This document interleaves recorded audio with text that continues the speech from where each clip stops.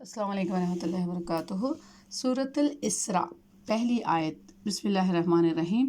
سبحان الذی، پاک ہے وہ اللہ سبحانہ و تعالیٰ جو اسرا لے چلا بعبدہ اپنے ایک اس کے بندے کو، لیلا من المسجد الحرام، مسجد حرام سے رات کے اوقات میں، الی المسجد الاقصی، مسجد اقصی کی طرف جو بیت الحرم کا مکے سے نکل کر بیت المقدس کی طرف، الذی وہ جو کہ بارکنا ہم نے برکت رکھی ہے، حولہ اس کے ارد گرد، لنریہ من آیاتنا تاکہ ہم دکھائیں اس کو ہماری نشانیاں، انہ هو السمیع البصیر، بے شک وہ سننے والا اور جاننے والا ہے۔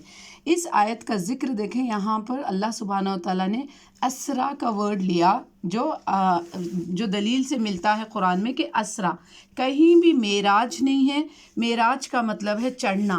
معراج کا سفر کا ذکر حدیثوں میں آتا مگر ایگزیکٹ ڈیٹ اور تاریخ ہمیں کہیں بھی نہیں ملتی کہ معراج کے دن کیسے مطلب کیا کیے تھے اللہ تعالیٰ۔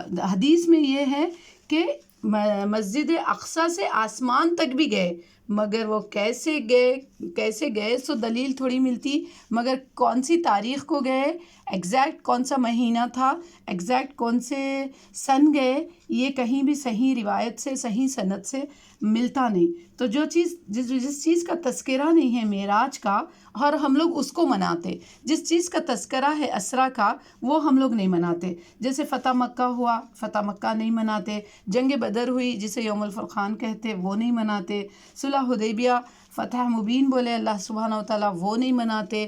قرآن میں ایسے بے شمار چیزوں کا تذکرہ کیے جو وہ اگر مناتے تو پھر بھی ایک آدھ پوائنٹ صحیح ہوتا، مگر جس چیز کا ذکر نہیں ہے اس کو ہم مناتے، اور جو چیز ایک دم ضعیف حدیثوں سے بھی نہیں ملتی وہ چیز ہم لوگ مناتے۔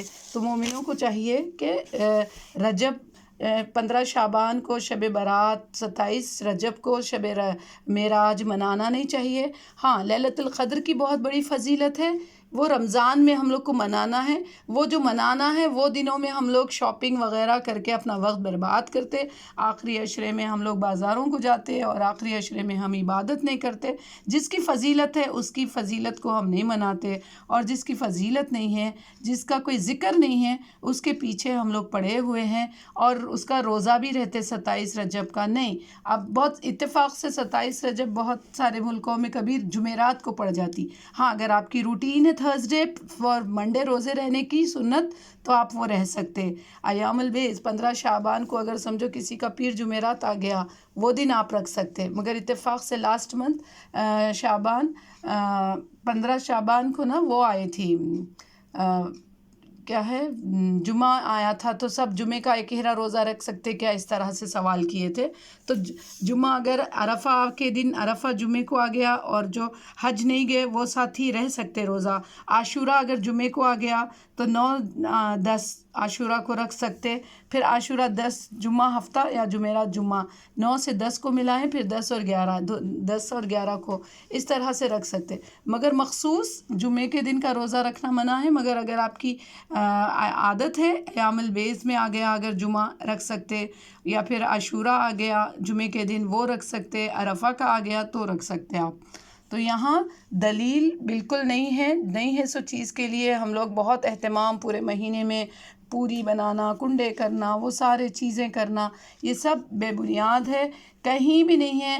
عرب میں، مکے میں، مدینے میں یہ سب جگہ نہیں مناتے، صرف ہمارے ہندوستان، پاکستان، بنگلہ دیش میں ہی یہ منایا جاتا، اور اس کی دلیلیں جو لیتے وہ بہت بے بنیاد ہے، اس کی کوئی قرآن اور حدیث سے وضاحت نہیں ملتی۔